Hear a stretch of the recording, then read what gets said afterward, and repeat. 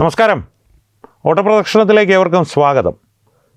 Lashkar A തൈബയുടെ സ്ഥാപകൻ ജിഹാദിയായ ഹാഫിസ് സയ്യിദ് എവിടെയാണ് എന്ന് പാകിസ്ഥാനോട് ചോദിച്ചാൽ അവർ പറയും കോട്ട് ലഖ്പത്ത് എന്ന ജയിലിലാണ് എന്നുള്ളത്. പക്ഷേ വാസ്തവമെന്ന് പറഞ്ഞാൽ ഭാരതീയ രഹസ്യാന്വേഷണ ഏജൻസികൾ പുറത്തു കൊണ്ടുവന്ന ലോകം അറിയുന്ന ഭാരതീയ രഹസ്യാന്വേഷണ ഏജൻസികളുടെ വെളിപ്പെടുത്തലുകളിലൂടെ ലോകം അറിയുന്നൊരു സത്യം, മൊഹല്ല ജോഹർ എന്ന ഒരു പ്രദേശമുണ്ട് ലാഹോറിൽ, അതീവ സുരക്ഷാ മേഖലയാണ്. അവിടെയാണ് ഈ ജിഹാദി താമസിക്കുന്നത്.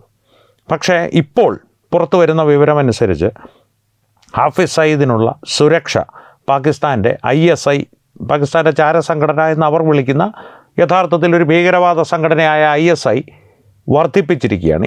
ഇയാൾക്ക് ചുറ്റുമുള്ള സുരക്ഷാ സംവിധാനങ്ങൾ, ക്രമീകരണങ്ങൾ വർദ്ധിപ്പിച്ചിരിക്കുകയാണ്.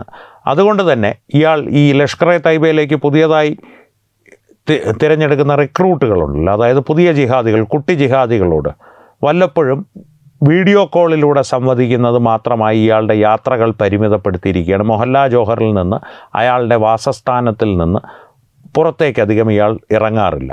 അതിൻ്റെ കാരണമായി ഇപ്പോൾ ISI അയാളോട് പറഞ്ഞിരിക്കുന്നത് ഓപ്പറേഷൻ സിന്ദൂറിന് ശേഷം അയാളുടെ മേൽനോട്ടത്തിലുണ്ടായിരുന്ന മുറീദ് കെയിലെ വലിയൊരു ഭീകരവാദ കേന്ദ്രം ഭാരത സൈന്യം, ഭാരത വ്യോമസേനയും നമ്മുടെ മിസൈലാക്രമണങ്ങളും, സൈന്യത്തിൻ്റെ മിസൈലാക്രമണങ്ങളും ഏതാണ്ട് തകർത്തിരുന്നു. ഔദ്യോഗികമായി തന്നെ 100ഓളം ജിഹാദികൾ ഹോറിഫൈഡായി എന്നുള്ള വിവരമാണ് നമുക്ക് ലഭിക്കുന്നത്. അതിനും അപ്പുറത്തേക്ക് ഏതാണ്ട് 300 മുതൽ 500 വരെയുള്ള ജിഹാദികളും ജിഹാദികളുടെ ഉസ്താദുമാരും ഹോറിഫൈഡായി എന്നാണ് നമുക്കറിയുവാൻ കഴിയുന്നത്. പല ഭീകരവാദ കേന്ദ്രങ്ങളിലും ഭാരതം ഒരേ സമയം ആക്രമണങ്ങൾ നടത്തിയിരുന്നു. അതിൽ തന്നെ ഏറ്റവും രൂക്ഷമായ ആക്രമണം ഭാരത സൈന്യം അഴിച്ചുവിട്ടത് ഈ മുറീദ് കെയിലെ ഈ ഹാഫിസ് സയ്യിദിൻ്റെ ഭീകരവാദ പഠന കേന്ദ്രത്തിന് നേരെയാണ്. മദ്രസ, അതിനപ്പുറമൊന്നുമില്ല. മദ്രസ എന്ന് പറഞ്ഞാൽ തന്നെ അതെന്തിൻ്റെ പഠന കേന്ദ്രമാണ് എന്നുള്ളത്, പ്രത്യേകിച്ച് ഹാഫിസ് സയ്യിദിനെ പോലെ ഉജ്ജ്വലനായ ഒരു ജിഹാദിയുടെ മേൽനോട്ടത്തിലുള്ള മദ്രസയാകുമ്പോൾ അവിടെ എന്താണ് പഠിപ്പിക്കുന്നതെന്നുള്ളത് പ്രത്യേകിച്ച് എടുത്തു പറയേണ്ട കാര്യമില്ല. എന്നാലും ഒന്ന് പറഞ്ഞു എന്ന് മാത്രം. ആ ഒരു ഭീകരവാദ പഠന കേന്ദ്രത്തിനെ ഭാരതം പൂർണ്ണമായും ചുട്ടരിച്ചിരുന്നു. ഇപ്പോൾ അത് പുനർനിർമ്മിക്കാനുള്ളൊരു ശ്രമം. കാരണം ഈ മുരീദ് കെ എന്ന മദ്രസ അവരെ സംബന്ധിച്ചൊരു പ്രതീകമായിരുന്നു. ഭാരതത്തിനെതിരെയുള്ള ഭീകരവാദ പ്രവർത്തനങ്ങളുടെ ഒരു പ്രതീകം. അതിനെ ഭാരതം ചുട്ടരിച്ചത് മാത്രമല്ല, അവരുടെ ലഷ്കർ എ തൈബയുടെ നല്ലൊരു വിഭാഗം ജിഹാദികളും ഒറ്റയടിക്ക് ഹോറിഫൈഡായി. എന്നാൽ ഹോറിഫൈഡായത് ഈ ഭീകരവാദ ആക്രമണങ്ങളുടെ ഇടയിലല്ല എന്നുള്ളത് അവരെ സംബന്ധിച്ച് വലിയ നഷ്ടമായിരുന്നു. ഇപ്പോൾ ലഷ്കർ എ തൈബയിലേക്ക് ആളെ ചേർക്കുവാനുള്ള ശ്രമങ്ങൾ കാര്യക്ഷമമായി നടക്കുന്നില്ല. പക്ഷേ കാര്യമായി ഒരാളെ അന്വേഷിക്കുന്നുണ്ട്. ചേരാൻ ആളെ കിട്ടണ്ടേ? ആളെ കിട്ടാത്തതിന് 2 കാര്യങ്ങളുണ്ട്. ഒന്ന്, ഭാരതത്തിൻ്റെ ഈ ഒരു ആക്രമണത്തിൻ്റെ തീക്ഷ്ണത ഈ ഭീകരവാദികളും ISIയും പാകിസ്ഥാൻ സൈന്യവും മാത്രമല്ല, പാകിസ്ഥാനിലെ സാധാരണക്കാർ വരെ നേരിട്ട് കണ്ടതാണ്. കാരണം ദൃശ്യങ്ങൾ നിങ്ങൾ കണ്ടിട്ടുണ്ടാകും. ബോംബ് വീഴുന്നതും മിസൈൽ വന്ന് വീണ് വലിയ സ്ഫോടനങ്ങൾ ഉണ്ടാകുന്നതും, മുറീദ് കെയിലെ മദ്രസ പൂർണ്ണമായും തകർന്നു കിടക്കുന്നതും, അതിനുശേഷം നൂർഖാൻ എയർബേസ് ഉൾപ്പെടെയുള്ള സൈനിക കേന്ദ്രങ്ങളിലേക്ക് ഭാരതം നടത്തിയ ആക്രമണങ്ങളല്ല ഞാൻ ഈ പറയുന്നത്. ഭീകരവാദ കേന്ദ്രങ്ങളെ, ഓപ്പറേഷൻ സിന്ദൂറിൻ്റെ ഭാഗമായി തുടക്കത്തിൽ ഭീകരവാദ കേന്ദ്രങ്ങളെ മാത്രം ലക്ഷ്യം വെച്ച് ഭാരതം നടത്തിയ ആക്രമണങ്ങളിൽ ആദ്യം പൂർണ്ണമായി തകർന്ന തരിപ്പണമായ ലക്ഷ്യങ്ങളിലൊന്ന് മുറീദ് കെയിലെ ഈ മദ്രസയായിരുന്നു. അപ്പോൾ തിരിച്ച് പ്രധാന വിഷയത്തിലേക്ക് വന്നാൽ, എന്തുകൊണ്ട് ഹാഫിസ് സയ്യിദിന് ഇപ്പോൾ ISI സുരക്ഷ വർദ്ധിപ്പിച്ചിരിക്കുന്നു? ഓപ്പറേഷൻ സിന്ദൂറിന് ശേഷമുള്ള ഭാരതത്തിൻ്റെ സൈനിക നടപടികളെ ഭയന്നാണ് എന്നാണ് ഔദ്യോഗികമായി എന്ന് പറഞ്ഞാൽ ISI ഒരു കത്തെഴുതി കൊടുത്തു എന്നല്ല ഞാൻ പറയുന്നത്. ഹാഫിസ് സയ്യിദ് എന്ന ജിഹാദിക്ക് ISI നൽകിയിരിക്കുന്ന വിശദീകരണം അതാണ് എന്നാണ് അയാളോട് അടുത്ത വൃത്തങ്ങൾ പറയുന്നത്. പക്ഷേ അതിനും അപ്പുറത്തേക്ക് ഒരു വലിയ ഭയം ISIയെയും ഹാഫിസ് സയ്യിദിനെയും പിടികൂടിയിട്ടുണ്ട് എന്നതാണ് വാസ്തവം. ആ ഭയം മറ്റൊന്നുമല്ല, അജ്ഞാതനാണ്. ലഷ്കർ എ തൈബയുടെ ഉന്നതരായിട്ടുള്ള കമാൻഡർമാരെ ലക്ഷ്യം വെച്ച് കൃത്യമായ ആസൂത്രണത്തോടു കൂടി തന്നെ ചിലർ ഭക്ഷണത്തിൽ ഭക്ഷ്യവിഷബാധ ഏറ്റുകുഴഞ്ഞു വീണ് മരിക്കുന്നു, ചിലർ വെടികൊണ്ട് മരിക്കുന്നു, ചിലർ അജ്ഞാത കാരണങ്ങളാൽ കൊല്ലപ്പെടുന്നു അല്ലെങ്കിൽ മരണപ്പെടുന്നു, ചിലരെ കാണാതാകുന്നു. 3-4 ദിവസങ്ങൾ കഴിയുമ്പോൾ അഴുകി ചീഞ്ഞ മൃതശരീരം ലഭിക്കുന്നു. ചിലരെ കാണാതായിട്ട് ഇപ്പോൾ പോലും മാസങ്ങളായി കാണാതായ ചില ഭീകരന്മാരെ സംബന്ധിച്ചുള്ള വിവരങ്ങൾ ഇപ്പോഴും ISIക്ക് പോലും അറിയുവാൻ സാധിക്കുന്നില്ല, അന്വേഷിച്ച് കണ്ടുപിടിക്കുവാനും സാധിക്കുന്നില്ല. ഒപ്പം ഈ ബലോചിസ്ഥാനിൽ നിന്നും പാക് ഒക്യുപ്പൈഡ് കശ്മീരിൽ നിന്നും പാക് അധിനിവേശ കശ്മീരിൽ നിന്നും എല്ലാമുള്ള എതിർപ്പുകളും സൈന്യത്തിന് നേരെയുള്ള വെല്ലുവിളികളും ഉയരുന്നു. അതിനിടയിലൂടെ ഭാരതത്തിൻ്റെ അജ്ഞാതന്മാർ ഹാഫിസ് സയ്യിദിലേക്ക് എത്തിച്ചേരുമോ എന്നുള്ളൊരു ഭയം ISIയെ വല്ലാതെ പിടികൂടിയിട്ടുണ്ട്. ഹാഫിസ് സയ്യിദിനെ സംബന്ധിച്ച് ഹാഫിസ് സയ്യിദ് അദ്ദേഹത്തിൻ്റെ മദ്രസകളിലെ പൊട്ടന്മാരെ ഹോറിഫൈഡ് ആകാൻ വിടുമെന്നുള്ളതല്ലാതെ സ്വയം ഹോറിഫൈഡ് ആകാൻ ഒരു താല്പര്യവുമില്ലാത്തൊരു ഭീരുവായൊരു ജിഹാദിയാണ് ഹാഫിസ് സയ്യിദ് എന്നുള്ള കാര്യത്തിൽ സംശയമൊന്നും വേണ്ട. ഞാൻ അദ്ദേഹമെന്ന് വിളിച്ചതിൽ തെറ്റിദ്ധരിക്കേണ്ട. അദ്ദേഹമെന്ന് ഈ ദിലീപിൻ്റെ ഒരു പടത്തിൽ പറയില്ലല്ലോ, നീ എന്നെ ഏതർത്ഥത്തിലാണ് സാറേ എന്ന് വിളിക്കുന്നതെന്ന് എനിക്ക് മനസ്സിലായി, അതുപോലെ ഏതെങ്കിലും അർത്ഥത്തിലെടുത്താൽ മതി. അപ്പോൾ ഈ വ്യക്തിയെ സംബന്ധിച്ച് സ്വയം ഹോറിഫൈഡ് ആകാൻ ഒരു താല്പര്യവും ഇയാൾക്കില്ല. പക്ഷേ എന്നാൽ അജ്ഞാതൻ വലിയ താമസമില്ലാതെ തന്നെ ഹോറിഫൈഡ് ആക്കുമോ എന്നുള്ളൊരു ഭയം അയാളെ വല്ലാതെ കീഴടക്കിയിട്ടുണ്ട്.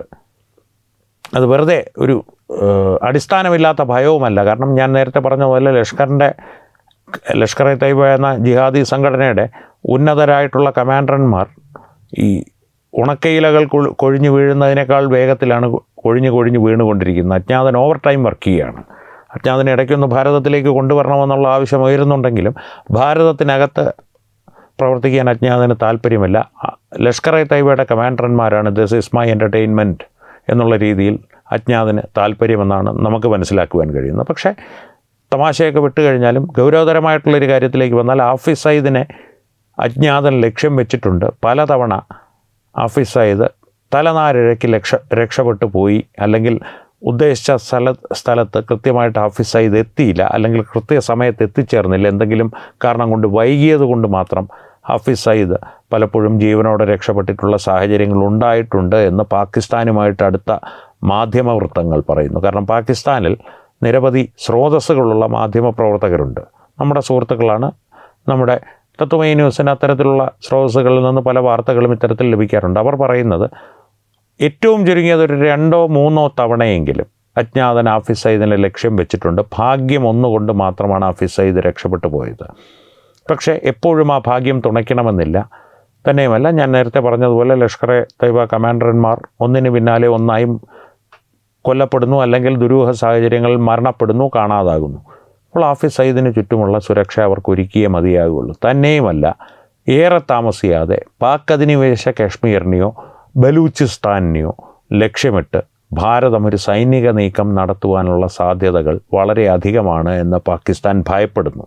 അപ്പോൾ അങ്ങനെയുള്ളൊരു യുദ്ധസമാനമായിട്ടുള്ളൊരു സാഹചര്യം വീണ്ടും ഉയർന്നു വന്നാൽ, ഓപ്പറേഷൻ സിന്ദൂർ 2.0 ഭാരതം ആരംഭിച്ചാൽ, ആ യുദ്ധത്തിനിടയിലെ അത്തരത്തിലുള്ള ഓപ്പറേഷനുകൾക്കിടയിലെ ഏറ്റവും പരമപ്രധാനമായ ലക്ഷ്യങ്ങളിലൊന്ന് ഹാഫിസ് സയ്യിദ് മസൂദ് അസറുമായിരിക്കുമെന്ന് അവർ ഭയപ്പെടുന്നു. മസൂദ് അസറിൻ്റെ കാര്യത്തിൽ ഈ ഹാഫിസ് സയ്യിദിൻ്റെ കാര്യത്തിലുള്ള അത്ര പോലും ഉറപ്പ് പുറം ലോകത്തിനില്ല.